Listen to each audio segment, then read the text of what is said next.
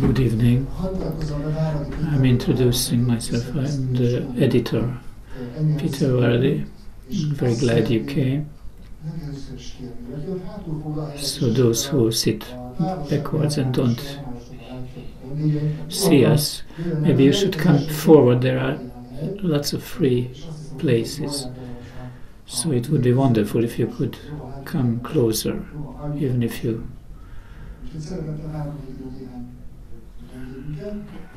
So please, go forward. We wait until you come forward. Why are we here? An interesting book. We will introduce the author and some guests to talk about it. I am introducing those who are talking and the author. First, I will say a few words about the editing house, Armaton. I begin with that. We are 20 years old this year, and we will arrive to the 2000th title, which means each year we are publishing yearly 100 or more titles, mostly sociology and human sciences, and we hope that we can add to the traditions of Hungarian editing, like anthropology, sociology, and so we are strong in these portfolios, and human ecology and such novel sociological scientific books. And also we do publish 20 literary titles, and we try to do high quality of literature. This book from Kerekes, which is the master ball in the White Cross Café, is a very interesting topic. Jewish assimilation's history from the point of view of the majority society, but the others will discuss this later. So I will introduce you the people. A few people didn't come because of sickness, and of course, unfortunately, George Gabor, but who got sick, but Lajos Bokros, who is a EU representative, and he was finance minister in the government of Gyulahon, and then he was the director of CEU, and Szabolcs Szúnyog is here, a writer and from the Népszava and the radio, Hungarian radio, member of the Hungarian Journalists Union. So clap, clap.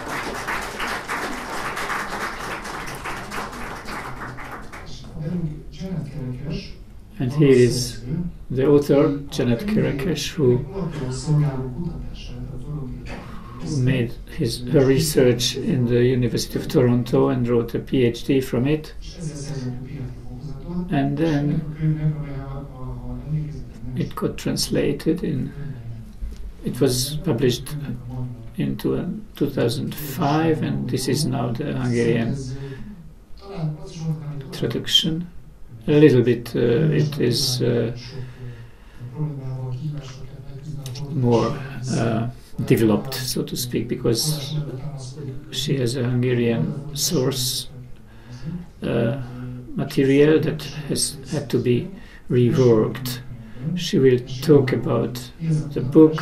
She will talk about what are her main theses what are the challenges that... Kerekes. Thank you.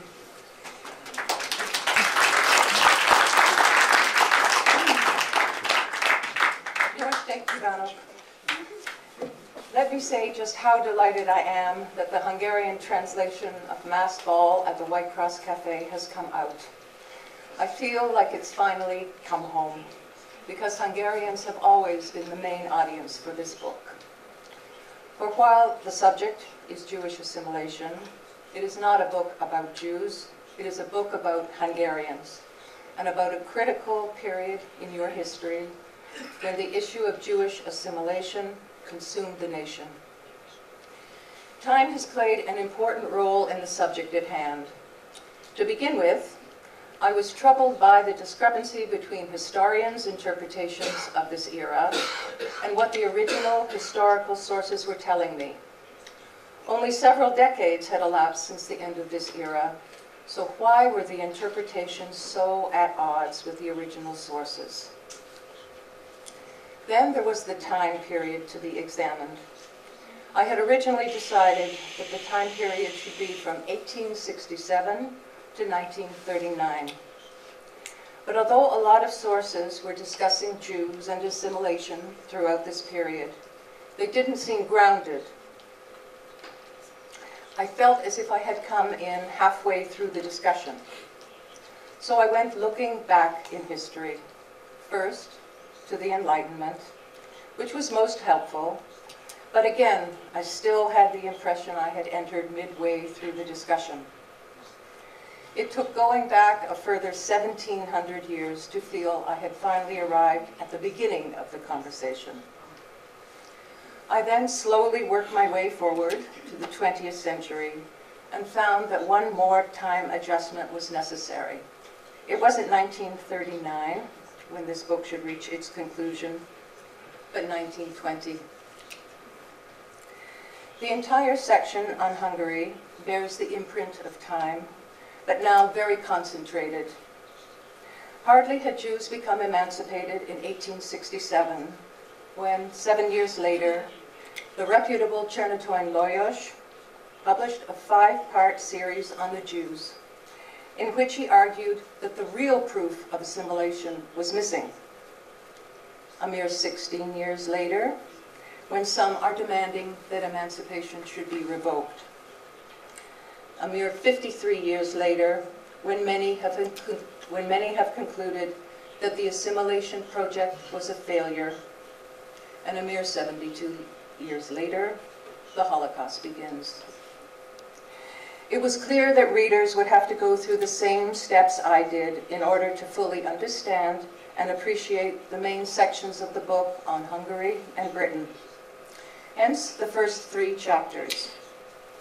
The era of toleration, when Jews were barely tolerated in accordance with church doctrine, when their sole value lay in being of economic benefit to the ruling powers, and where there was only one way out of this situation, to convert to Christianity.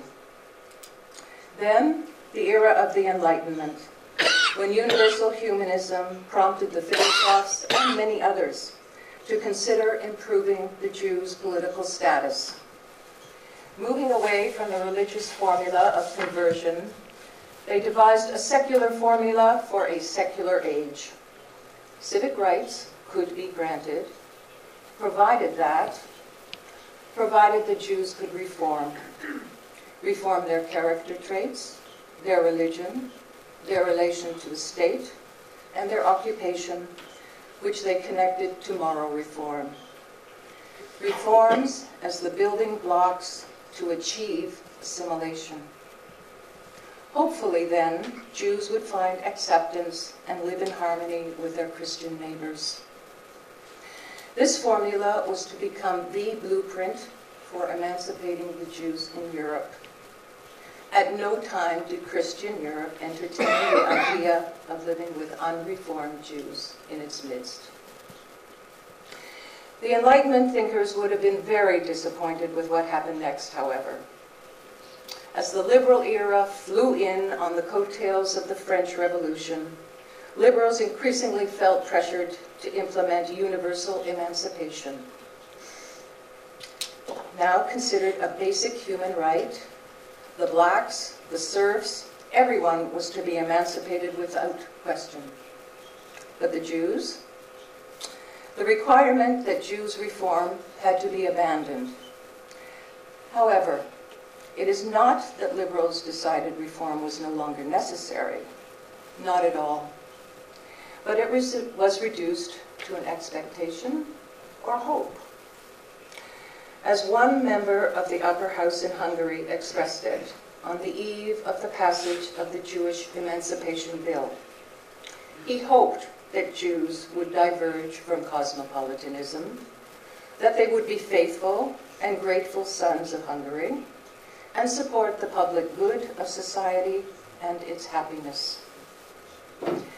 And this turned out to be the weak link in the chain. Christian Europe could not be assured that Jews would reform themselves and thereby become assimilated into the general society.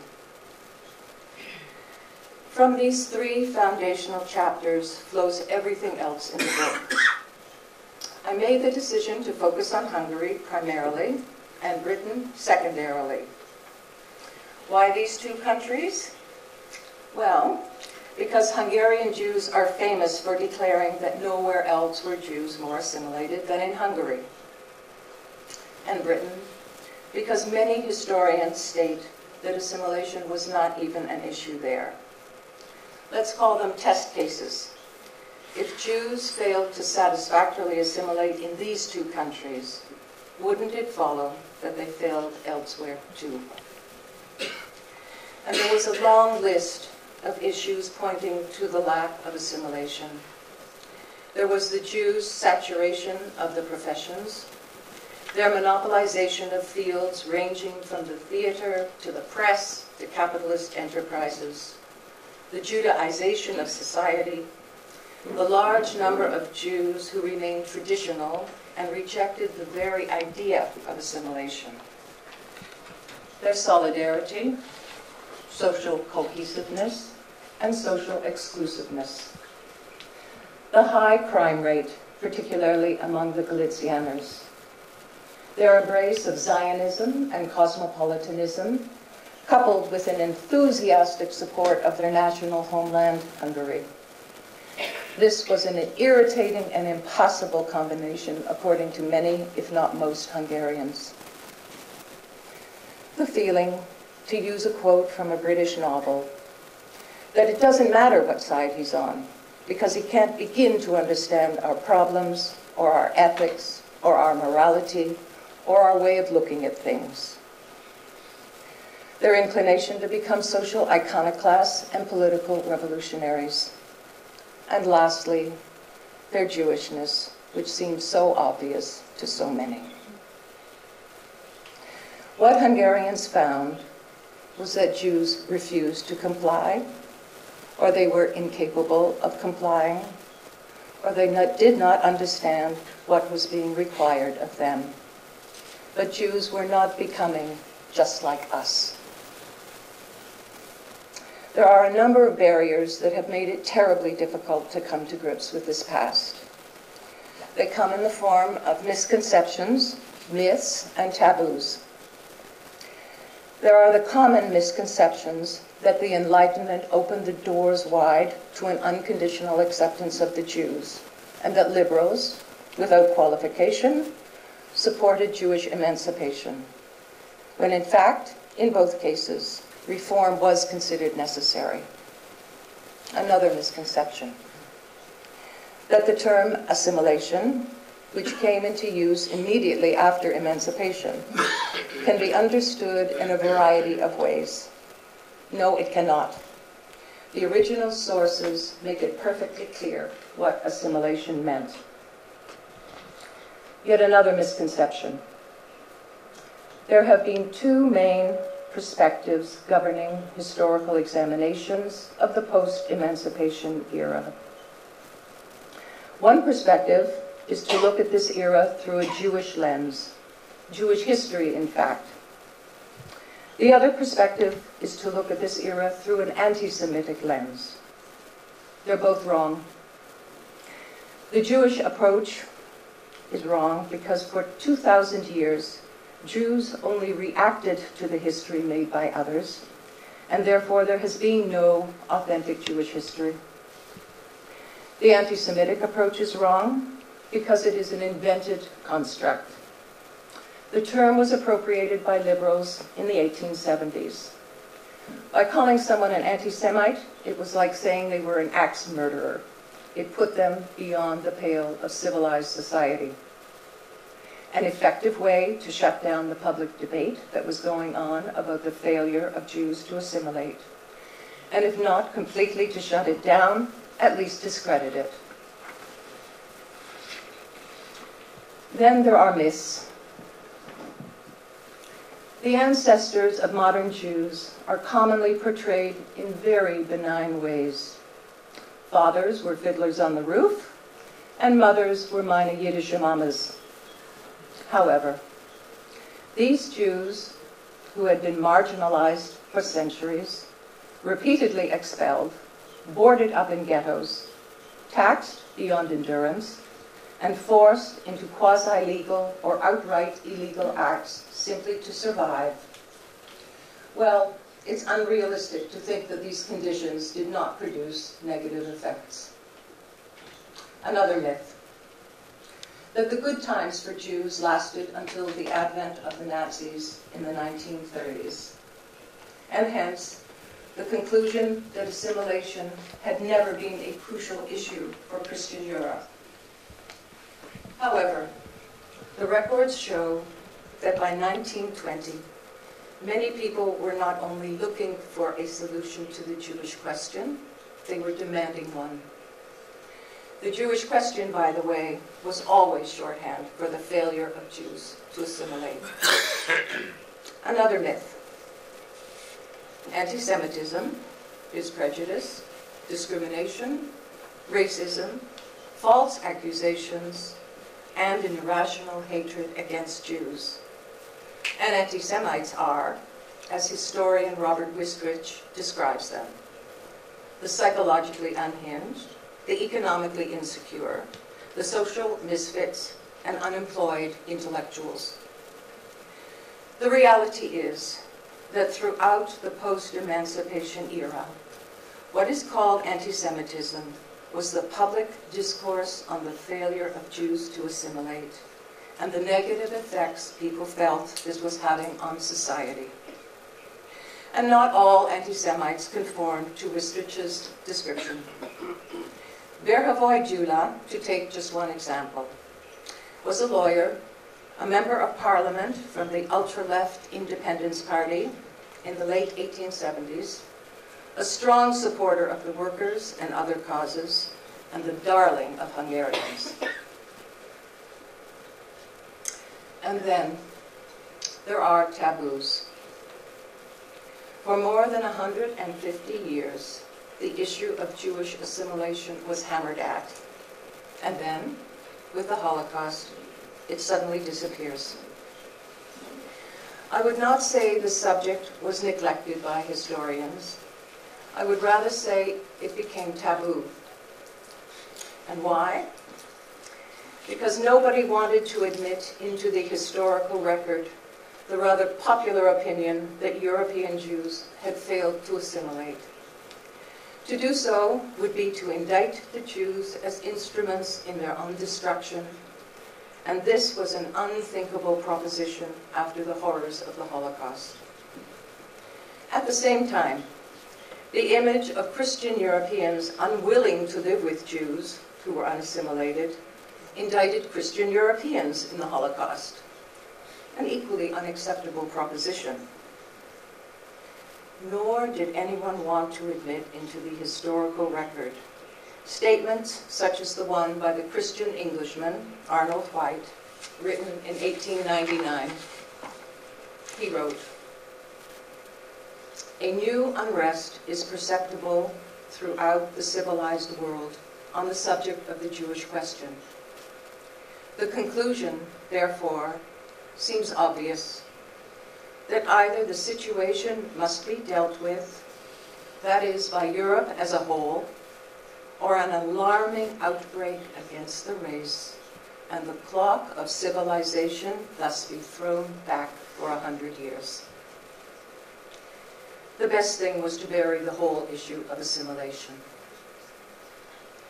Mass Ball at the White Cross Café is an effort to push past the barriers which have been erected around the subject of Jewish assimilation. It seeks to present the perspective of Christian Hungarians, the people who were there at the time and who made that history. Christian Hungarians who are living for the very first time with Jews as part of their society and not excluded from it. Christian Hungarians who had understood for decades that reform was an essential task Jews had to undertake. Finally, I would like to call attention to two notable trends which make the Hungarian publication of the book very timely. Until recently, it was only Nazi Germany that was blamed for the Holocaust. But that narrative has recently been challenged. The degree to which the occupied nations cooperated with the Nazi authorities in the extermination of the Jews is now being hotly debated. Hungary's wartime history is indeed contested ground these days. There has also been a pull in the opposite direction, which may undermine these brave efforts to look into the past. This is the trend to expunge the specificity of the Holocaust, now being touted as a generic example of the consequences of prejudice and racism, albeit the supreme one. It releases non-Jews from responsibility in the Holocaust. This book is not a conclusion. It is a jumping-off point, which I hope Hungarians can make use of to revisit a significant chapter of their history. I am under no illusions about the difficulties and complexities involved in overturning current versions of this period. But I should like to think that the time has finally come.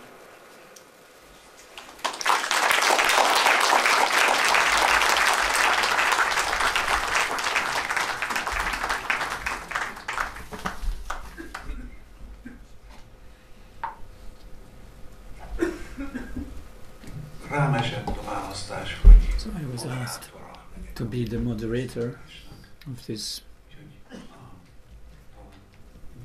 forum. So maybe let's begin with Mr. Minister, Mr. Professor Lajos Bokros. So how, yes, we were there at this point that I'm not the expert of this topic. As this, I know me and my work. So Janet and Sándor persuaded me, somebody who is not an expert, who is interested in this very important topic, but in other sociological themes I'm quite active. So obviously maybe it's interesting how someone who is a civil outsider, what's his opinion or impression. I have very good impression of this book. 3 questions I want to shortly summarize, which I think are pioneering in this book, in Janet's work, and then we can talk about it. Before I started, so that she would be interested, I am telling you, Janet, that in Hungarian, in English you said a bukása a zsidó asszimilációnak, kudarca. Yes, the failure. And in Hungarian you read just Jewish assimilation, no failure. So it is censored. If the author has the opinion that Jewish assimilation is a failure, and this is the main message, so why to swallow it from the Hungarian public? Later you will answer. Okay, now I am talking.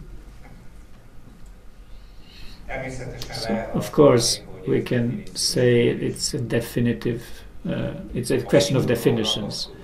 If we are strictly accepting the definition of Janet, yes, her book is about the failure of assimilation, Jewish assimilation, because, of course, it looks like so-called majority societies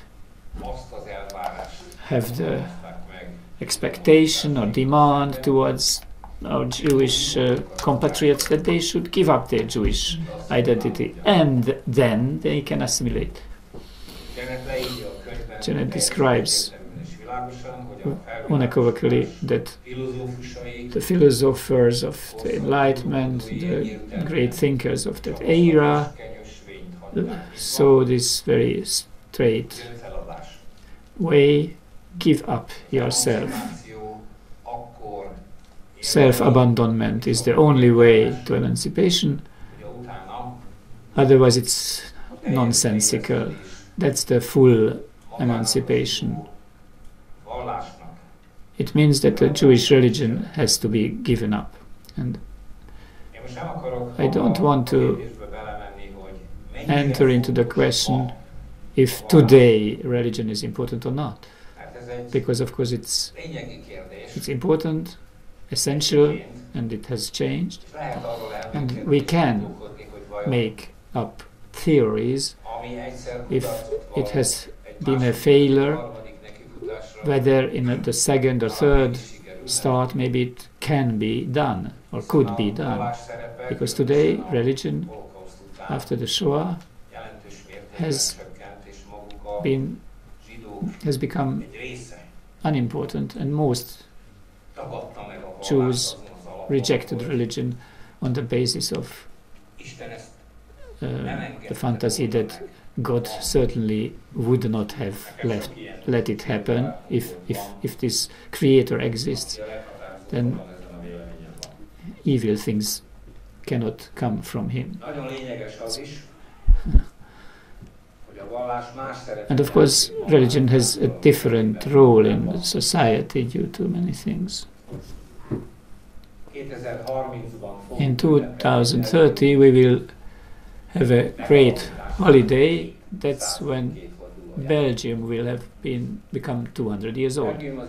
Belgium is a weird country constructed like a monster from two nations, an artificial state that has no sense.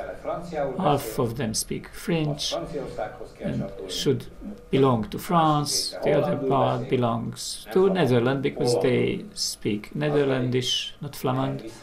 They should go back to this other part, Netherlands. And what was the main reason of creating Belgium? Catholic religion. That was the different from Netherlands Calvinists. So in Belgium, no one is interested in religion. Does it mean that Belgium is not necessary? Other nationalistic basic element has become stronger. Of course, this was just a question aside. Of course, whether we can say that Enlightenment was a failure, maybe we should start on new basis.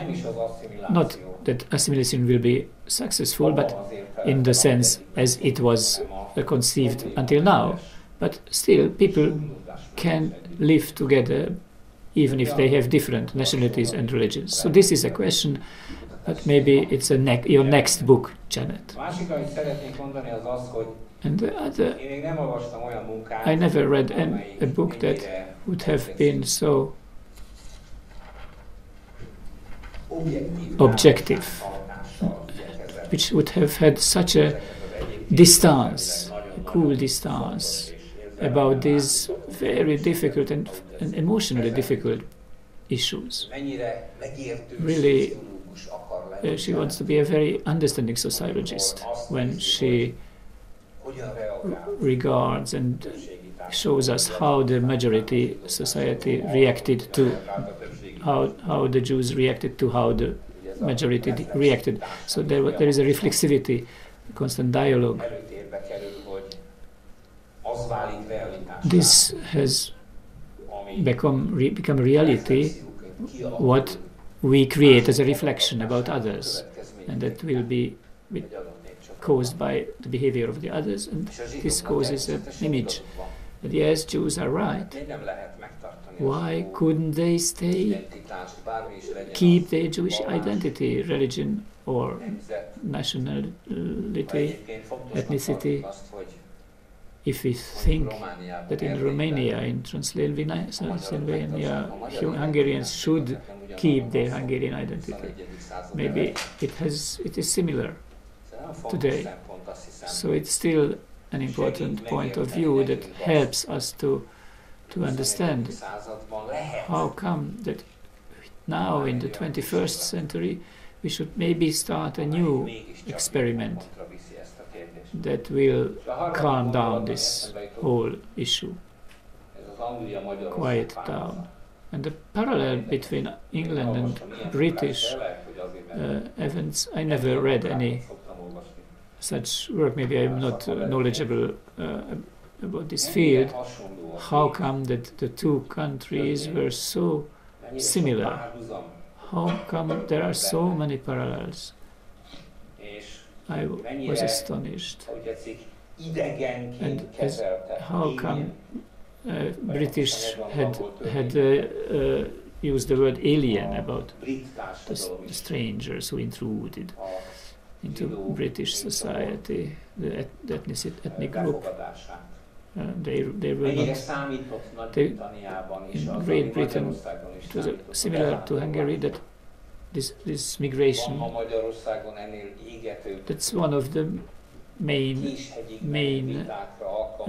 debate even today that can raise emotions. How many foreigners too quickly, too many? If smaller amount came, it would succeed. Otherwise not. So it's a statistical thing. But the British society, we imagine they are more tolerant.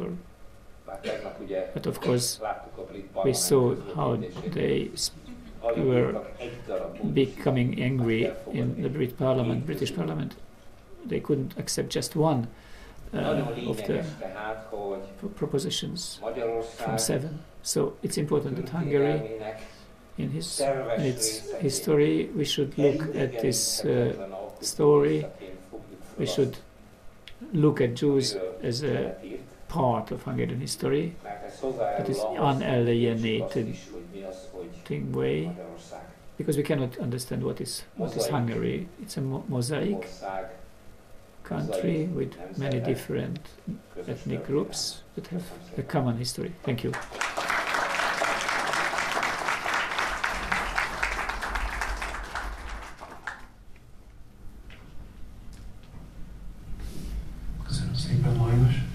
Thank you. I give the word to Szabolcs Szúnyog. Dear ladies and gentlemen, I don't imagine that I would be in any way an expert of this or a researcher of this question, so I am also a private person who happened to still I am an enthusiastic stander by it. It's a wonderful book. And before I say anything, I want to introduce Mr. Kerekes, He is the husband of Janet. Never mind, he says. So he is the husband, but he is the spirit of this Hungarian edition. So the team that worked on this edition has made a great work. You don't feel that it's a translation, but you feel like it was just written here with our own worries and anxieties and hopes, as if it would give us answers to these questions. It's easily readable, its structure is transparent, and it's elegantly passionate, and it's fantastic culture in it. So, and the arguments are very persuasive. So it follows that I don't agree with her. But I sincerely can tell you that you should read it. It's important. So I'm joining as Professor Bokros has finished, that it's a country that is constructed like a mosaic. But of course every country is containing many different ethnic groups, and this doesn't exist, of course. It cannot exist. So this helps us to look at assimilation. How can we look at assimilation's failure? When we read this till the end, that we get sad at the end, because we hoped that it was a successful story, a happy end should come. In 1867, the golden time of olden peace, Jews and Hungarians, those were the times, and we are proud that we were so friendly. And as we read the facts, we have to be astonished. We should have known that our memory culture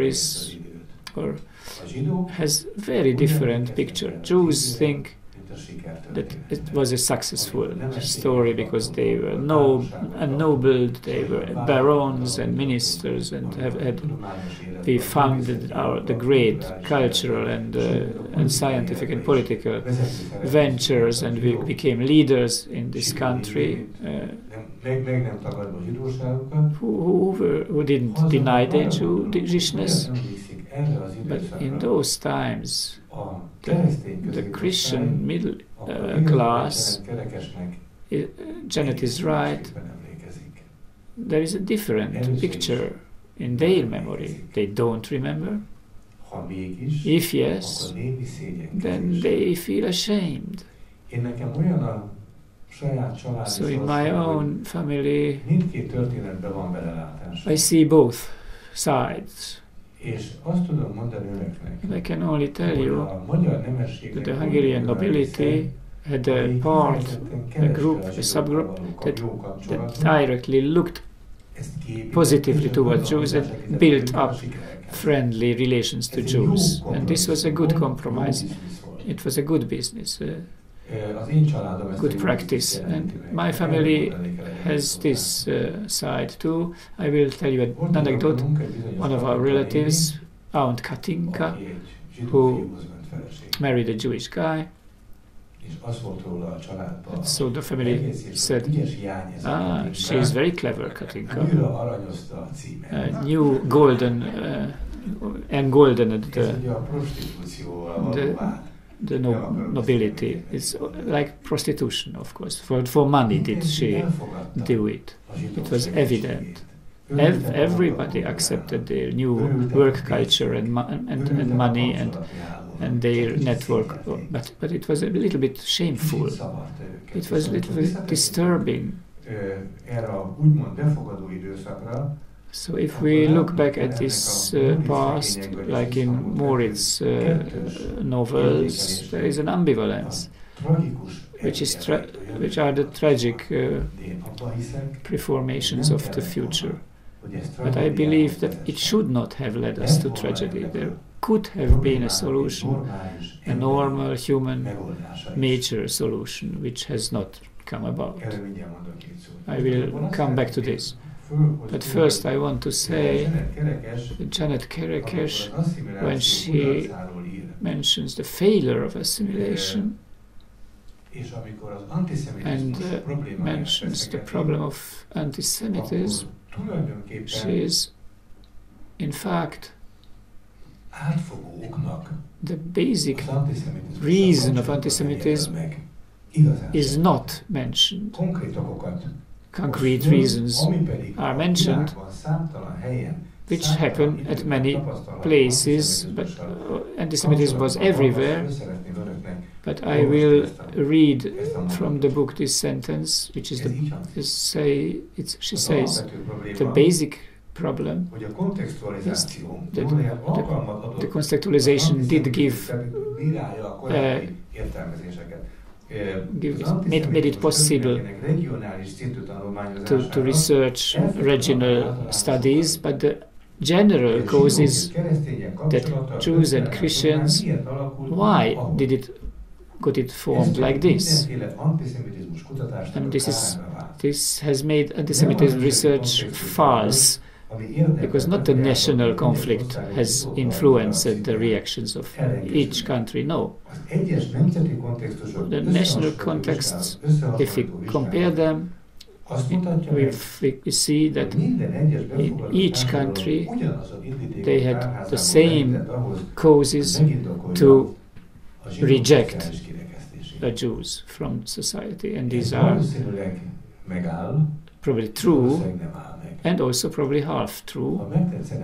So I will go into it. I will repeat another story from my family experience. I would like to tell you there were special causes here in Hungary, which we should still, not economic problems. I do with journalism on education, so I will, since 50 years I do it, and I will quote someone at the last turn of the century, a Christian middle-class born young man. In his education, I want to show you a few interesting things. They were both I will mention, are very cultured and very well informed in their world. It's not that one of them is alcoholist and game addict. No, I talk about gentry youth who were very cultured and good citoyens. Let's look at their culture.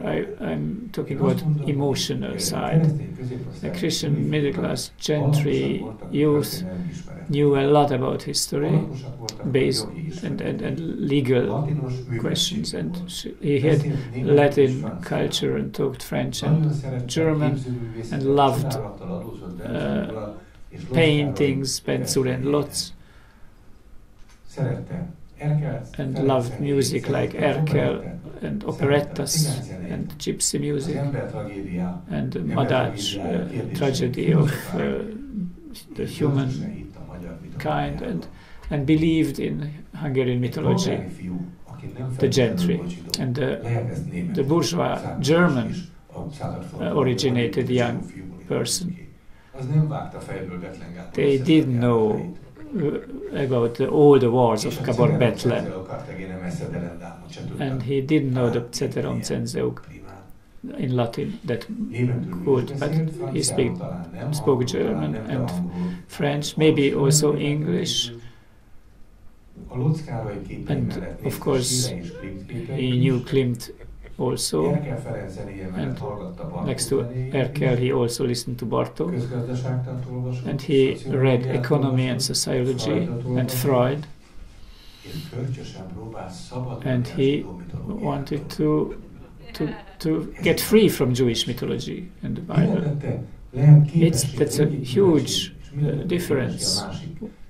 What made them? What was the difference? So the Latinism was good in a hierarchical society. That was Latin. It's Cicero. With this code language we used everybody else in the bureaucracy of the county. And the other one was good for problem solving, the European, in the market. So, legal people like judges, all were Christians, but the divorce lawyers were all Jews, because they could solve the problem, all problems. And this is a huge difference in their culture, which did lead to anti-Semitism, because the gentry youth who was accepting this authoritarian hierarchical world in which he had to step up the ladder, he wanted to keep this. This was the basis of his nation, loyalty and honesty. But a Jewish young man or German,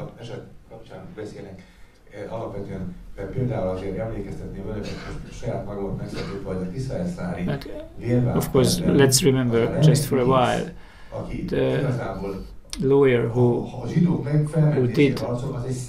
It was a German originated person. Krudi writes it, and Ötvös also. That's why he could think normally, because this gentry honesty, fantasy honesty, they were independent. And also a Jewish youth who just comes out of the ghetto and from his Jewishness. And like Antal Szerb and Miklós Radnóti looks for universal humanism. They are not hierarchical, they have an equality and humanism from Judaism and problem-solving intelligence. That's what they, and instead of respecting authority, they respect production and success. So these are two different characters. The county gentry youth, like I mentioned, there were 4 times as much bureaucrats as the huge Roman Empire. There were many bureaucrats. All these nobles who worked there, they had to win against the Jews only if they were anti-Semite. If we look for the good Szúnyogs and the Hungarian Szúnyogs, and the good Szúnyogs got the job, and those who have a new Hungarian name, but you can come here in this club, but only when I'm not there. There was a different culture and of course different interests. The jealousy. And that was the basis of the anti-Semitism here. They didn't want to accept Jews among them who didn't respect their hierarchy. I wrote lots of interviews with teachers, and my basic experience of lesson is that most teachers are very anti-Semitic still, not personally. No, I don't speak about Hitler. I speak about the good people, teachers everywhere, because this is the whole culture of education is unfortunately a hierarchical bureaucracy, because it still is teaching children that you have to be loyal subject, and until this loyalism stays, anti-Semitism will remain, because they are more free, and that's frightening. So I will go on with my monomaniac thing. So to judge this book, it's a wonderful book. It's a great book to look at this conflict in our lying reflexes, how our ancestors were really very cruel about the Jews, from whom they got a huge profit. They got their money, and they were the honest anti-Semites. You know this. So to tell you something which is hopeful part of the book, and which I'm not and I don't agree with it. She says Hungarians and Brits should have been better with assimilation in regard. Okay, it didn't. It was a failure because it's a false concept. Janet Kerekes says that the Hungarian middle class did reject the assimilation because they didn't become like us. They should be like us. They shouldn't be Jews. Then we could have accepted. And that's what Miksát also said. A good sentence he has. If you ask the Szegedians, what are they the most proud? And they will say, there are no Jews in Szeged. Only Moses religion is Hungarian. Hungarian Moses religion. Moses religion was called like this. So if you want someone to assimilate, to give up the basis of his birth, his culture, so an Armenian and a Roma, and everybody should give up his identity to exchange.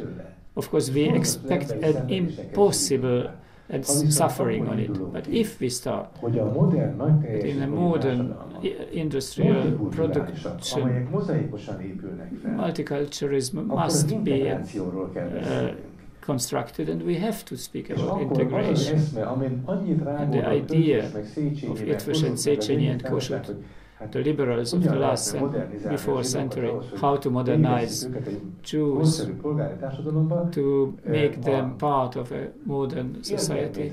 This loses its reason. But why couldn't be here a Jew sitting at the computer with a kippah? And we know that there are religious computer experts, and they have a kippah, and they didn't have to change their identity.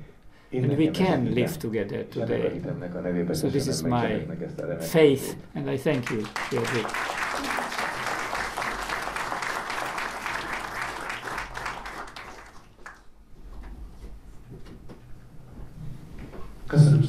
Thank you. It was very interesting and very personal. And of course it incites to discussion or debate. What do you think, Louise? No. So I will tell you what is interesting on an intellectual level. Two things about this book. And so these questions I want to put to you. Of course, simple questions, and maybe others can also ask you when you simply answer this. Not only do we hope from this book, in the advertisement also, that this book maybe will serve as a starting point for a new friendly discourse about the Jews and the anti-Jewish groups. So I don't even mention anti-Semitism. So my first question is, what is your opinion? Is there anything? Does this book get enough forcefulness and persuasiveness to start a debate that yes, everybody accepts that yes, it should be done, but it has not been yet. Yes, yes, he says. Yes, it's. Well, she should write another book. And you are writing it? No, Janet has to write another one. And that's the answer. And my second question is, okay, I'm not encouraged by not both heads say that there will be a debate just because of this book. But yeah, let's suppose it will start. Are there enough intelligent, civilized people here in this country to do this? No, I don't know. I don't know. With one word, it cannot be answered. Look, if we wouldn't believe that there are intelligent people, well, of course, we would do some different job. We had so many failures in intellectual fields, like me, who work there. We have lots of unpleasant experiences and lots of hopeful ones. Let's talk about Professor Komorowski. I never was a student of his. I was not even a student. But Professor Komorowski, the spirit of his is so luminous that it was a help to me in my whole life. So I hope in such people. And I hope that she is elegant. This is an elegant book.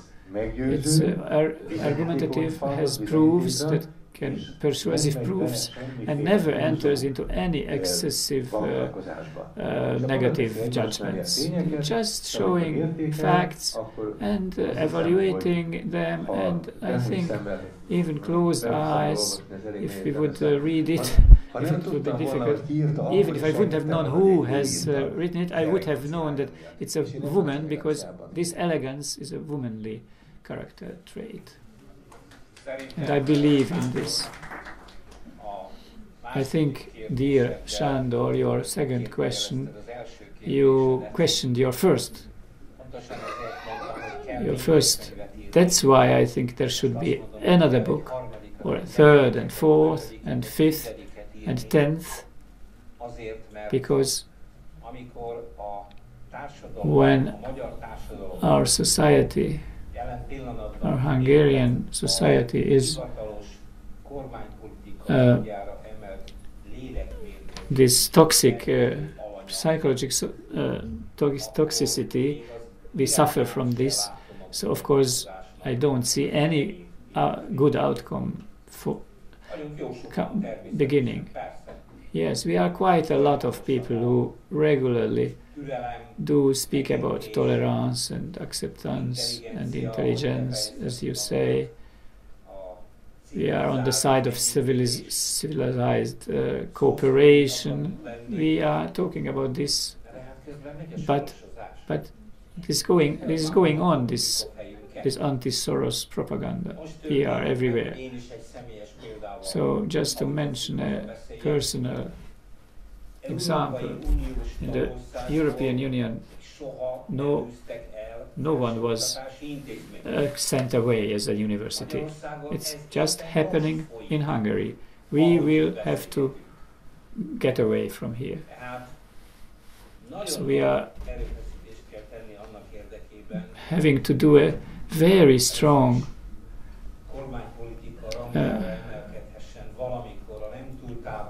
effort to imagine that tolerance and acceptance will, and this mosaic society concept should make a comeback in the mainstream society and governance. This is because today it's the ones due to that they are on the core body of the nation, so to speak. This is our task to heal those wounds, and we must of course be models in our works and our behavior and our lifestyle. So whether it has enough people today in Hungary, enough intelligence, an intelligent subgroup, well, there are little circles of freedom party people who are maybe once upon a time they will create a national appeasement. That will have to be long work. Janet must maybe write 10 books. I have to answer this. Excuse me. I know. That was a provocation. Deliberately so. The obvious comment is that it should stop to be Hungarians. This is not my job. I finished my job, quite frankly. And I feel that if this book can in some way, hand over the mantle, hand it over to the people who are really immediately concerned to do something about Hungarian history, if that's the desire. And I think I would like to respond before I forget to Szabolcs's comment, to do two parts, one having to do with the gentry and how specific Hungarian parts of society or history are. And I'm thinking, come on, if you want to look at something unusual and beyond the and only, then think of Britain in the 19th century as king of the world. How special and unusual can you get that you're talking, and here's the comparison and parallel. Okay, so one has one unusual situation, the gentry weren't this and they didn't like to work and so on and so on. And then you have, talk about special case, Britain is an enormously special case in the world in the 19th century. So every country has, my point being, a special case. But it doesn't change, it may push a little the current, but it doesn't change the fundamentals, is what I would respond. The fundamentals are tension between Judaism and Christianity, that somehow one has to go back to that, because it hasn't been resolved. I still deeply, deeply believe that Christianity needs to, if there is to be another level of improvement or understanding, that there actually needs to be some fundamental changes made in terms of Christianity's view to Judaism, which is the starting point of the book, not by accident. Okay. Answer done? Yes. Hölgyeim és uraim! Ladies and gentlemen, if you have questions. Ha vonakodva is, de most fogjuk el. So now we are Úgyhogy tessék. waiting your questions if you've got one. És elég bátorság, hogy feltenni. And if you are so brave to ask, yes. I thank you that we are here. With a microphone.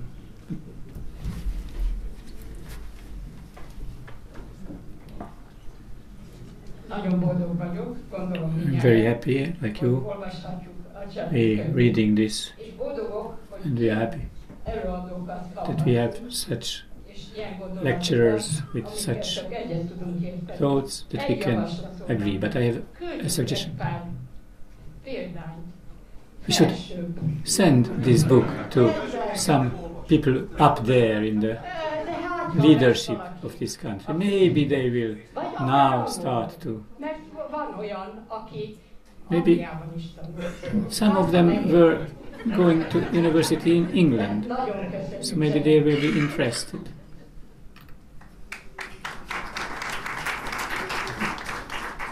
Nekem egy rövid kérdésem lenne, hogy lehet egymondatos gyűlöleti jelszavakkal szemben harcolni disszertáció? How can we struggle against one sentence hate speech with intelligent debates, with books, to PR? Gyerekkoromban when I was a child. We had a question. So, do you beat up your wife still? And then, of course, this was a prank, like a joke.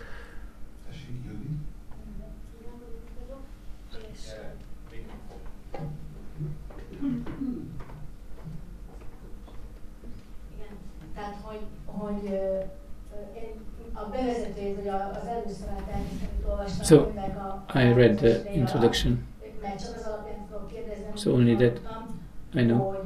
I'm glad to hear that assimilation and integration is important. I feel that it was a failure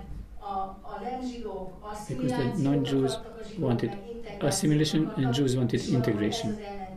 So I think this was, is it good way to put it? Shall I answer? Assimilation and integration. I don't think that a Jew coming from Galicia had any idea what the word integration meant.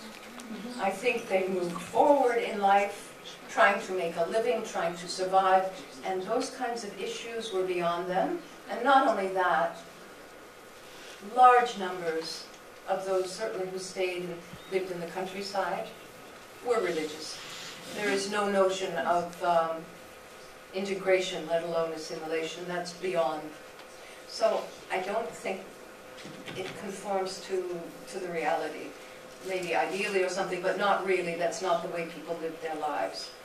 They were in survival mode, those people coming. Yes, a part of the Jewish didn't want even to integrate. A part of them wanted to integrate, and the non-Jewish population wanted them to assimilate. Was it the conflict, the base of the conflict?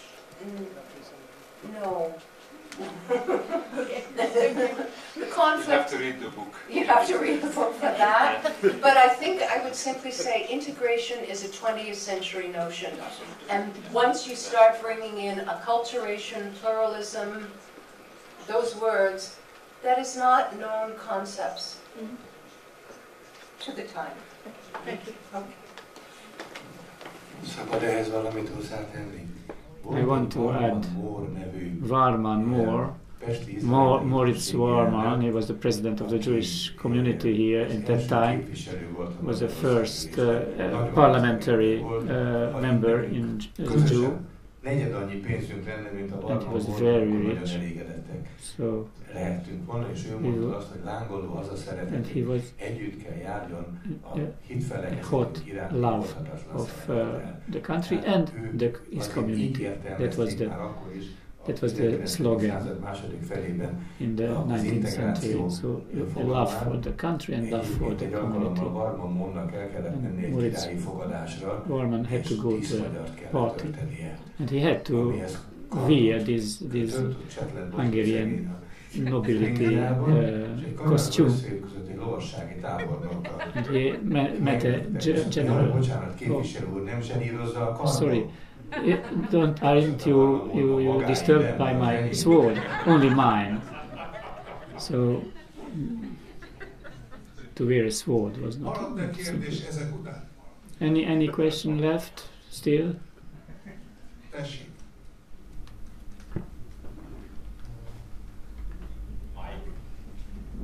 The mic.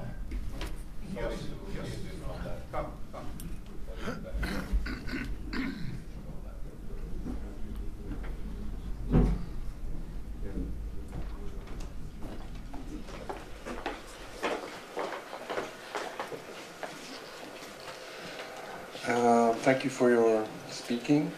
My question regarding the fundamentals of anti-Semitism in the 19th century and the 20th century. Since the Shoah and the creation of the State of Israel, my question is, are the fundamentals in the discussion of anti-Semitism similar before the creation of the State of Israel, whereby it was a kind of religious, ethnic discussion on assimilation, integration of Jewish people in the countries, and in the 20th century, the identity of Jews was very much related to the state of Israel and integration of the nation-state of Israel into the nations. Israel is another nation, is the United Nations, etc.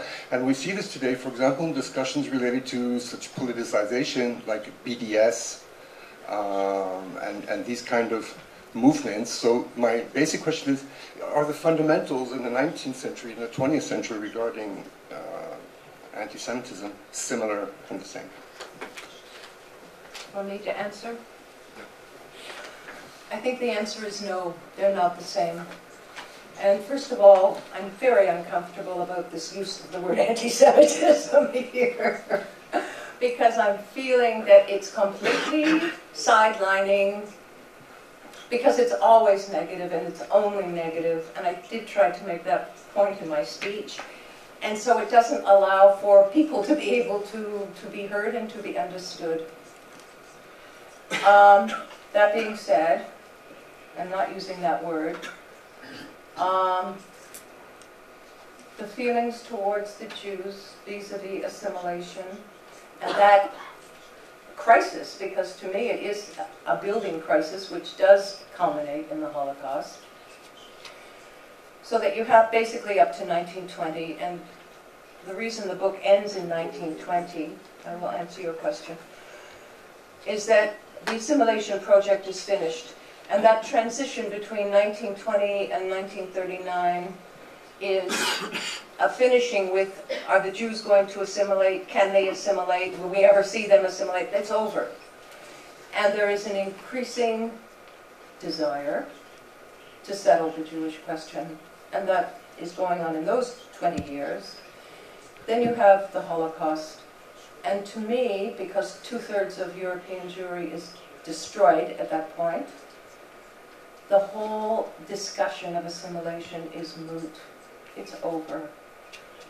One can't talk in those terms, and nobody does, and Jews don't think in those terms, and Christians don't think in those terms. The venting of the rage, if one way to describe the Holocaust, is done. And that's how I see it. So it is quite different in a sense, and needs to be looked at differently. But looking at it as a continuum straight through, going all the way back in history, I think is fraught, and I don't think it gives understanding.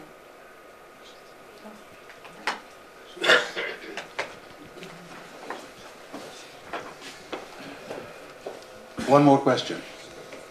A last one. But a good one. Jay.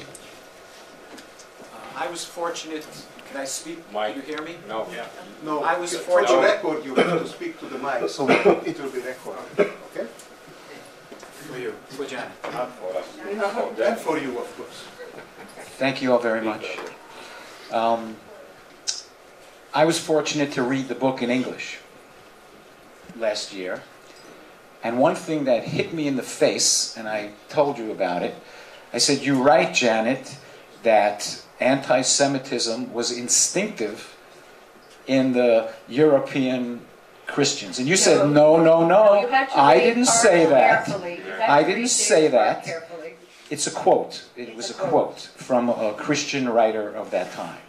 So one, that it's instinctive to be anti-Semitic. The other thing I'd like to throw on the table to you folks, there was a survey taken 5, 6, 7 years ago by an organization that monitors racism and anti-Semitism all over Europe. And it was in the Index. And a Christian friend of mine, in fact his name is Christian, he's married to a Jewish woman, and he sent it to me. He's my friend. And it showed that in Europe, in all of Europe, anti-Semitism is based primarily in the countryside. And in Hungary, it was the opposite. And in other parts of Europe, the not so educated people are more anti-Semitic. But in the Hungarian survey, it showed that 50% of the anti-Semitic people in Hungary are in Budapest, and they're educated. What's the question? What do you say about that? Because Szabolcs, you talk about possibly there's enough intelligent people that we can have a dialogue and things could change, but that's my question. Change. That's what I do. I've worked in Bosnia with the three factions of youth. I've worked in Israel, in Gaza and in the West Bank with Jews and Arab children. So my job is to fix, to ameliorate, to help this situation. So I leave that question to you. Very good.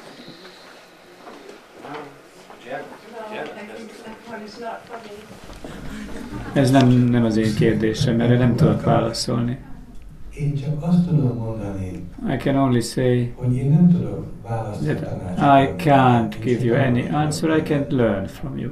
Ha te Gázában, If you go to Gaza and Israel, and you do have some success on this field, I'm respecting that and I'm very glad, and if you can ever go to see it, I will learn from it. I went to the Israel Museum and to the youth wing, to a pedagogic part of the Israel Museum with creative workshops. Jewish and Palestinian children were working together and they made beautiful things till puberty. But then the Palestinian children were not coming anymore. We don't know, and maybe of course the parents could have forbidden it, or they got under ideological influence, but with little children you can be helpful, but not during puberty. So there is a person, a woman in Israel who writes, a writer,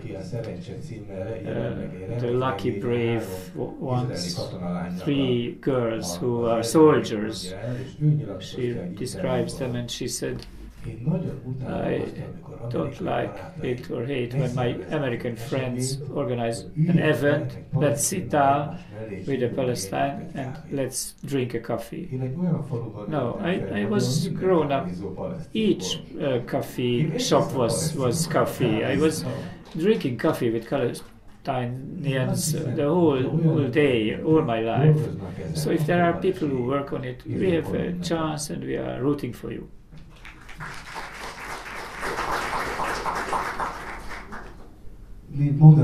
So as a moderator, I will have the honest or happy ending speech. It would be difficult for me to say, not to say. I would like to mention that, first of all, all these years as we managed this book and tried to find a publisher and translate it, and always we had the feeling that everybody will be angry at this book, both Jews and anti-Semites, and this feeling is still present. I hope everybody will be anxious about it. I really hope it. Everybody said something glad at the ending. I will quote Miksat. You can quote him in every situation. Who is the anti-Semite? This is my last words. Anti-Semite is the one who hates Jews more than necessary. That's the ending. Thank you.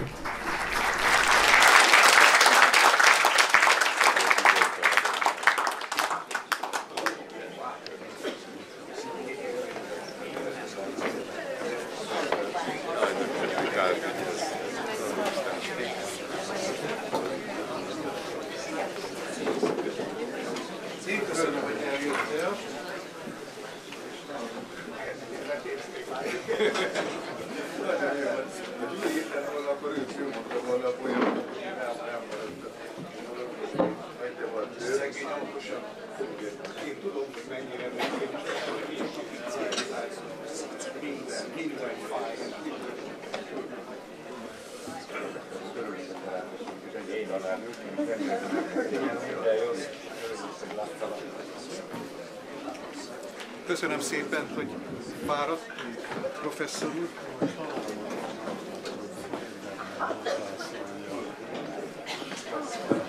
Nagyon jó. Nagyon jó.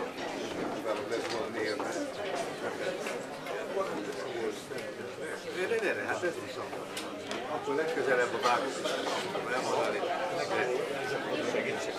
Köszönöm szépen. Igen. Észre. Köszönöm szépen.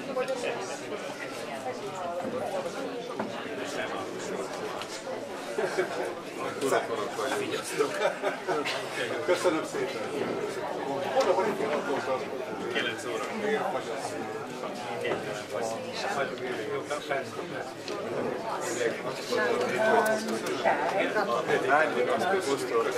Múltkor elkérték a diákigazolványát, és jönnek majd. Köszönöm szépen.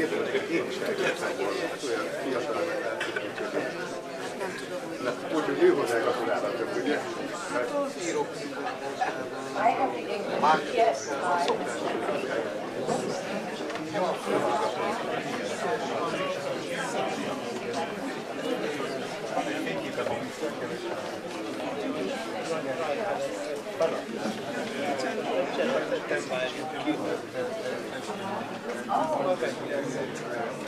Oh, well, then you can read.